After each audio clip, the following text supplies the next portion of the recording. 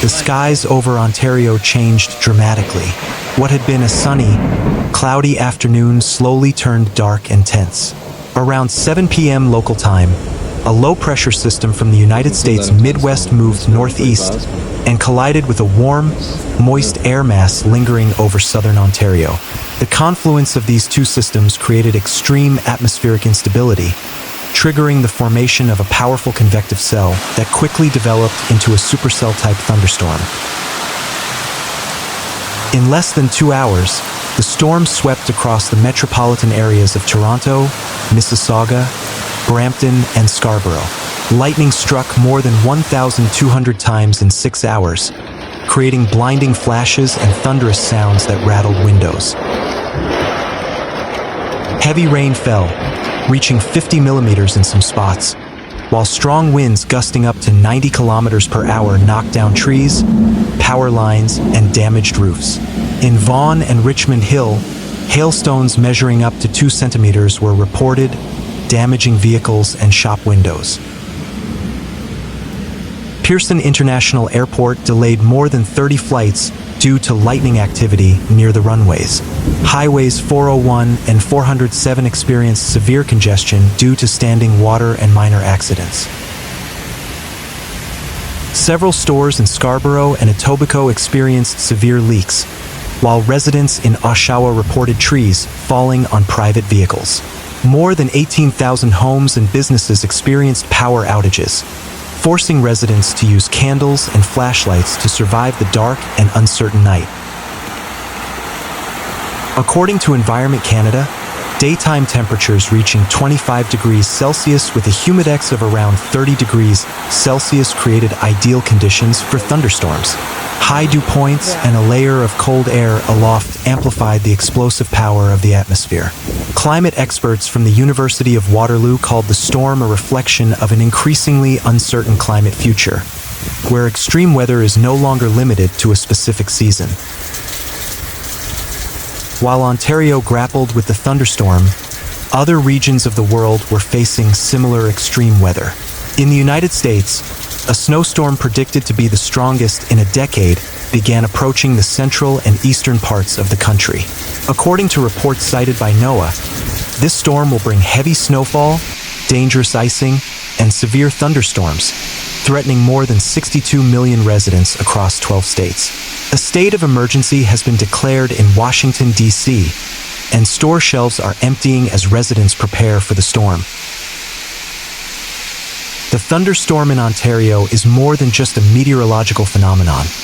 It is a test of infrastructure, communications, and community preparedness.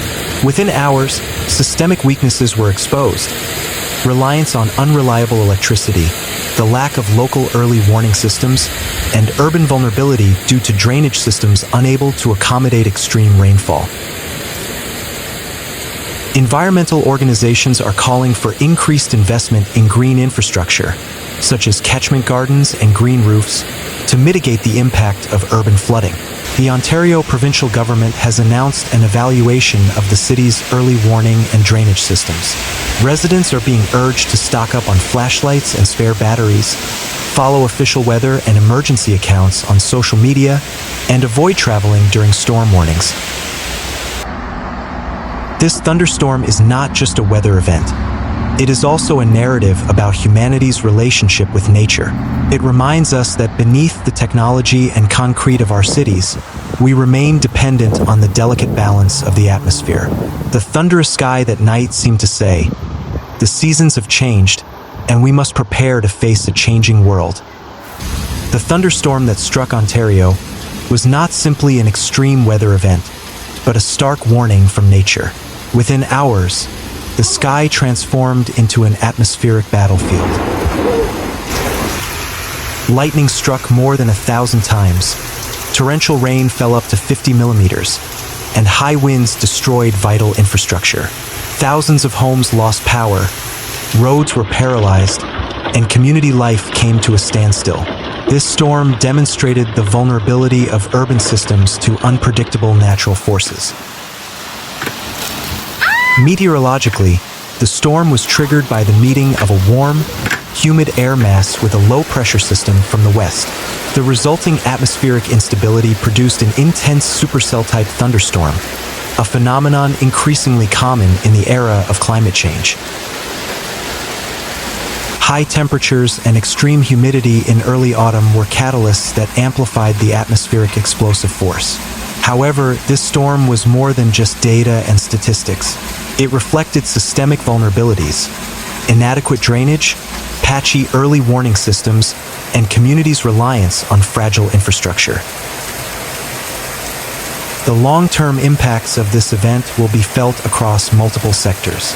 In urban planning, this storm highlights the need for major transformation. Drainage must be designed to cope with extreme rainfall, not just based on historical averages. Green infrastructure such as infiltration parks, green roofs, and natural waterways need to be integrated into urban planning. Cities that fail to adapt will continue to be trapped in a cycle of damage and recovery. Furthermore, early warning systems and public education must be strengthened.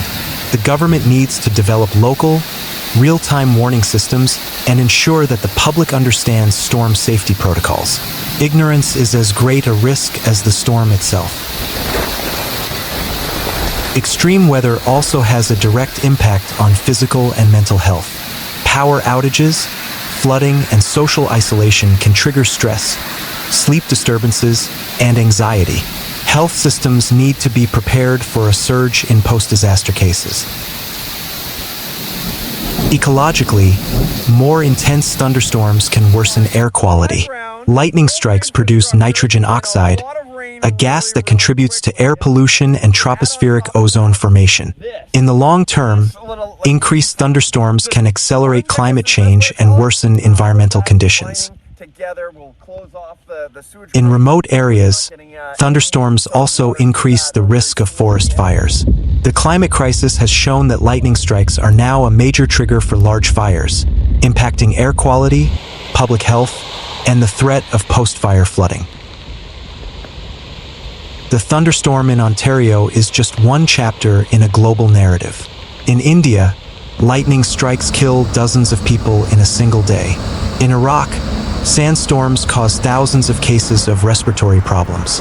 This trend shows that extreme storms now transcend seasonal, regional, and national boundaries.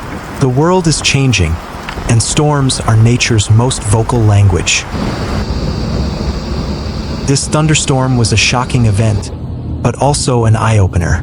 It taught us that resilience is not just about concrete and cables, but also about awareness, solidarity, and adaptation. The thundering sky that night was not just a threat, but a call to change. In every flash of lightning, there is a message that we must live more in harmony with nature, be more prepared for uncertainty, and be more discerning in building the future.